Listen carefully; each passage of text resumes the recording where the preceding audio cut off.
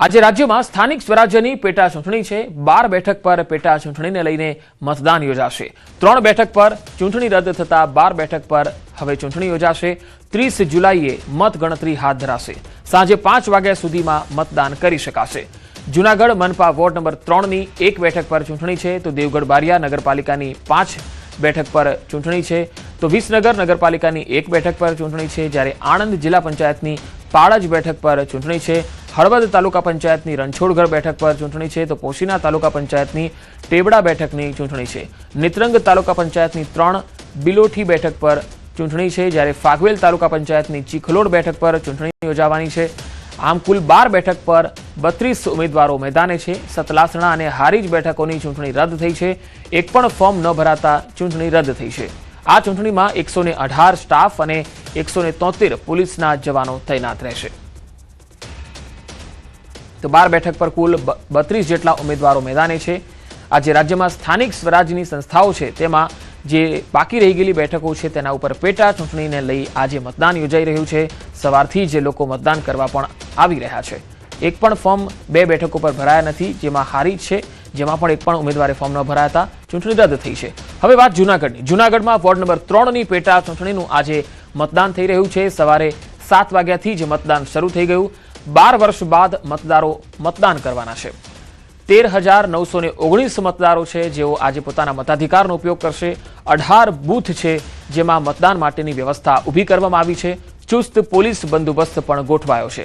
150થી વધુ polling staff, Bhajap, Congress અને આપના ઉમેદવારો પણ અહીંયા મેદાનમાં છે। ભાજપ ઉમેદવાર અકરમ કુરેશીએ મતદાન કર્યું છે, તો તમામ લોકોને મતદાન કરવા માટે પણ અપીલ છે। 30 તારીખે જે રિઝલ્ટ આવશે એમાં બહુમતી આવશે એની ખાતરી આપું છું, અને 30 તારીખને એમનું રિઝલ્ટ અમને ખબર પડી જાય। પબ્લિકને ખાતરી છે, અમારા કામ કરેલ છે। એ 14,000 મતનો વિસ્તાર છે। કોઈથી એમાં કામના લીધે અને વિકાસના કારણે કોઈથી આમાં ચૂંટણી આવેલ નથી, કોઈ ઉમેદવાર આવ્યા નથી। આવ્યા છે, ચૂંટણી છે, અમે ચૂંટણીને સ્વીકારી છે। જૂનાગઢ મહાનગર વોર્ડ નંબર 3ની 1 બેઠક માટે પેટા ચૂંટણીનું મતદાન આજે યોજાઈ રહ્યું છે। વહેલી સવારથી જ મતદાન પ્રક્રિયા શરૂ થઈ ગઈ છે ને આપ જોઈ રહ્યા છો કે મતદારો પણ હાલ સવારથી જ પોતાના મતાધિકારનો ઉપયોગ કરવા આવી રહ્યા છે। ખાસ કરીને 12 વર્ષ પછી મહાનગર માટેનું મતદાન થઈ રહ્યું છે, કારણ કે છેલ્લા 2 જે ટર્મ હતી તેમાં જે બિનહરીફ આ બેઠક ચૂંટાતી હતી અને 1 બેઠક માટે જે પેટા ચૂંટણી આવી છે જેમાં ત્રિપાક્ષીય જંગ છે। ટોટલ જે મતદારોની વાત કરીએ તો 14,000 જેટલા મતદારો છે ને બાજુમાં પણ જે મતદાન મથક છે, કુલ 18 જેટલા મતદાન મથકો છે। 150થી પોલિંગ સ્ટાફ અને પોલીસનો પણ ચુસ્ત બંદોબસ્ત છે તે હાલ ગોઠવી દેવાયો છે। સવારથી જ જે મતદાન છે તે ધીમી ધારે થઈ રહ્યું છે અને હાલ મતદારો પણ પોતાના મતાધિકારનો ઉપયોગ કરવા મતદાન મથક પર પહોંચી રહ્યા છે। અમર બખાઈ, ન્યૂઝ 18 ગુજરાતી, જૂનાગઢ। તો જૂનાગઢ મહાનગરપાલિકાના વોર્ડ નંબર 3ની 1 બેઠક માટે આજે પેટા ચૂંટણી છે। સાંજે 6 વાગ્યા સુધી મતદાન ચાલશે। કુલ 13,919 મતદારો માટે 18 મતદાન મથકો ઊભા કરાયા છે। ચૂંટણી શાંતિપૂર્ણ માહોલમાં પૂરી થાય તે માટે 150થી વધુ અધિકારીઓ, કર્મચારીઓ અને પોલીસનો ચુસ્ત બંદોબસ્ત ગોઠવવામાં આવ્યો છે। આ બેઠક પર ભાજપ, કોંગ્રેસ અને આપ પાર્ટીના ઉમેદવારો વચ્ચે ત્રિપાખીયો જંગ જામ્યો છે। છેલ્લા 3 કાર્યકાળ દરમિયાન ભાજપના ઉમેદવારો બિનહરીફ ચૂંટાતા રહ્યા છે, જ્યારે હવે 12 વર્ષ બાદ વોર્ડ નંબર 3માં મતદાન થયું છે, ત્યારે આ પેટા ચૂંટણી પર સૌની નજર મંડાયેલી રહેશે। કુલ 13,919 લોકો છે એ પોતાના મતાધિકારનો ઉપયોગ કરવાના છે। આ જે મતદાનનો સમય છે સવારે 7 વાગ્યાથી લઈને સાંજના 6 વાગ્યા સુધીનો મતદાનનો સમય રહેવાનો છે। અને મારી તમામ જે વોર્ડ નંબર 3ની જનતા છે, મતદારો છે, એમને વિનંતી છે કે આ જે ચૂંટણી છે એની અંદર ખૂબ જ મોટી સંખ્યામાં ભાગ લે અને પોતાના મતાધિકારનો ઉપયોગ કરે દરેક લોકો। રાજ્યમાં 24 કલાકમાં 155 તાલુકામાં વરસાદ થયો છે। છોટાઉદેપુરના જેતપુર પાવીમાં 3 ઇંચ વરસાદ થયો। લીમખેડા અને સંતરામપુરમાં 2 ઇંચ વરસાદ થયો।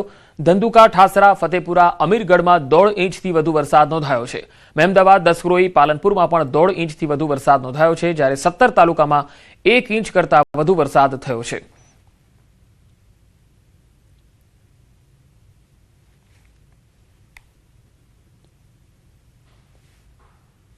તો રાજ્યમાં 24 કલાકમાં 155 તાલુકામાં વરસાદ છે. હવે વાત અંબાજીની કરીએ તો અંબાજીમાં 3 દિવસથી વરસાદી માહોલ બરાબર જામ્યો છે. મોડી રાત્રે ફરીથી વરસાદની ધમાકેદાર એન્ટ્રી થઈ. બજારોમાં વરસાદી પાણી ભરાઈ ગયા. તસવીરો આવી રહી છે અંબાજીથી. સતત વરસાદને પગલે વાતાવરણમાં ઠંડક ફેલાઈ ગઈ છે. સારા વરસાદથી ખેડૂતોમાં ખુશીનો માહોલ છે.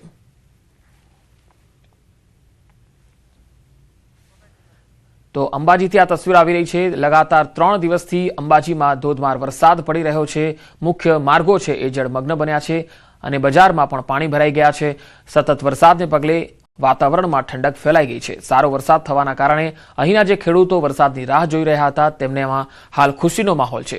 જોકે વરસાદી પાણી ભરાવાના કારણે વાહન ચાલકોને થોડી તકલીફનો સામનો પણ કરવો પડ્યો. અંબાજીમાં સતત 3 દિવસથી વરસાદ પડી રહ્યો છે.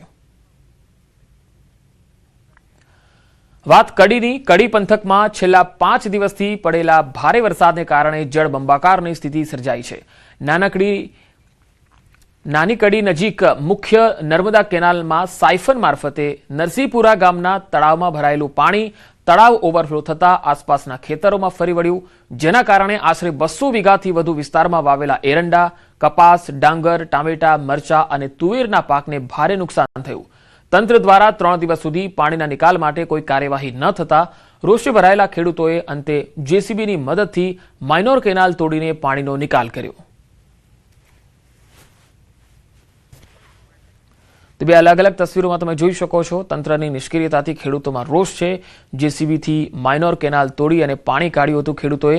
હાલ કડી પંથકમાં ભારે વરસાદને કારણે જળબંબાકારની સ્થિતિ પણ છે.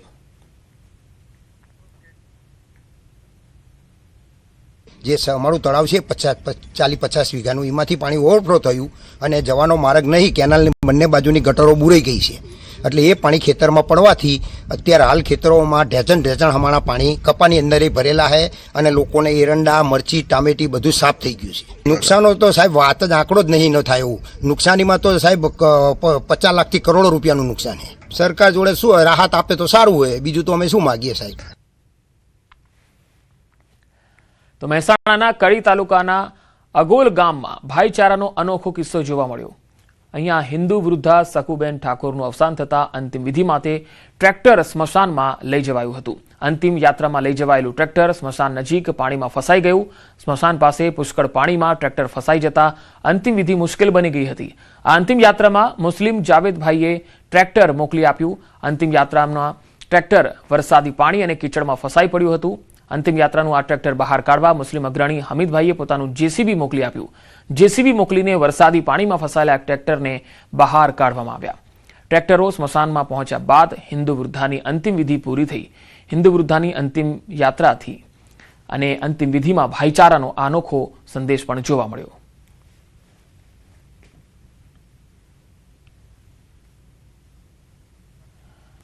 મહારાષ્ટ્રના સોલાપુરમાં ભારે વરસાદની સ્થિતિ